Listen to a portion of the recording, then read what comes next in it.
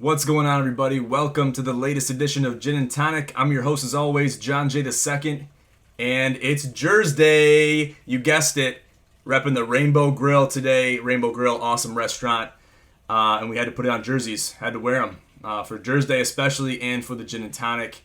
Very excited to do this Gin and Tonic today. Very special topic, but first, we have to talk about the Corona Challenge.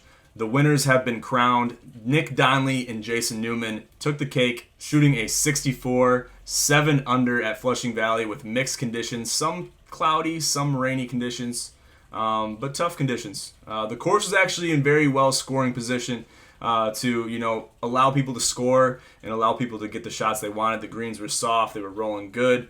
I was very impressed with the course and impressed with how the entire event went. So really happy to everyone that came out to support us and the FCOC in the Corona Challenge too. So thank you guys. Now that that's out of the way, let's talk about the topic of discussion. For today, we're talking about the reviewing process, especially pertinent to Game 2, Suns Clippers. Basically, the reviewing process and the referees and everybody else, it got in the way of the flow of the game. Jeff Van Gundy said it best. There was a play where Pat Bev and Devin Booker were kind of, going at it. Who was it off of? Was it off Pat Bev? Was it off Devin Booker? And this was a big call because I think it was tied. It was a one-point game at this point with very little time on the clock. And Jeff basically said, this is bad for the game. This is bad for the flow of the game, and I couldn't agree with him more. The reviews, they had 4 reviews in under 2 minutes left in the game. Now, let that simmer for a second. Now, how much time does an average review take from when you say, all right, let's look at the clock, let's look at the scores, to when it's actually resolved? It's anywhere from 2 to 3 minutes, even possibly more, depending on how close the call was to really make that determination. So that happened a lot. The Clippers attempted to steal the game from the Suns. Fortunately, the Suns didn't let that happen. DeAndre Ayton with the putback and a dime pass by Jay Crowder to finish the game, win it by 1 point, 104 to 103. Really impressive stuff in Game 2. It's kind of crazy to see the reviewing process get in the way. Now, Pat Bev and Devin Booker were going at it the entire game. They kind of had a fight. Booker looked like he broke his nose. I think Pat Bev must have bopped him. He had blood all over his jersey and on his headband. I think he headbutted him. Now, Pat Bev, let's talk about Pat Bev for a second. He is a very dicey, very choppy player. Shows a lot of grit, leaves it all on the court. I do like that.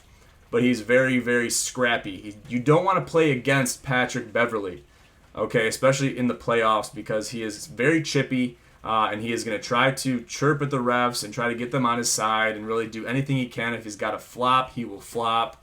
He'll do anything, whatever it takes to win that basketball game. And he did it, and he almost succeeded in Game 2, which I was it's impressive, but at the same time, it's like, damn, Pat, why do you got to do that? Why can't you just play the game like normal and just, play with the flow of the game? Don't go to the scores table, and especially don't go to the refs and be like, oh, you got to look at that, got to look at that, got to look at that. I understand why he's doing it. Trust me. There's a place for reviewing in the NBA and in all sports, but I think the process needs to get reviewed. We got to figure it out. We have to find a way to retain that human element while also maintaining the flow of the game, while also making sure we're getting the right call. There's a happy medium, and I think there's a silver lining with all of this, but I think we need to use Game 2 especially as a learning experience to be able to revise and edit the procedures involved with reviewing and how it affects the game. And this is for all sports. I'm talking soccer, I'm talking tennis, I'm talking football, I'm talking, basketball, especially pertinent to. But listen, we have to retain that human element, and if we don't, then we're doomed. We basically don't even need referees or officials out on the court or the field because the cameras are basically doing the job for them, and it's very unfortunate. We need to fix it very soon before it gets worse, and it's going to get worse because more technology is getting more advanced, and it's just a shitstorm of technology that's a whirlwind of information, of things that we think we need to use where we really don't need to use, and in all reality, it really winds up complicating things even more so than they were before. So I'll leave it at that. That's my 2 cents. Very hot take, I know, but I think it's also very relatable. Let me know how you guys think about this issue, and we'll talk soon. Thank you guys for joining us on the latest edition of Gin and Tonic. I'm your host, as always, John J. II. Have a great night.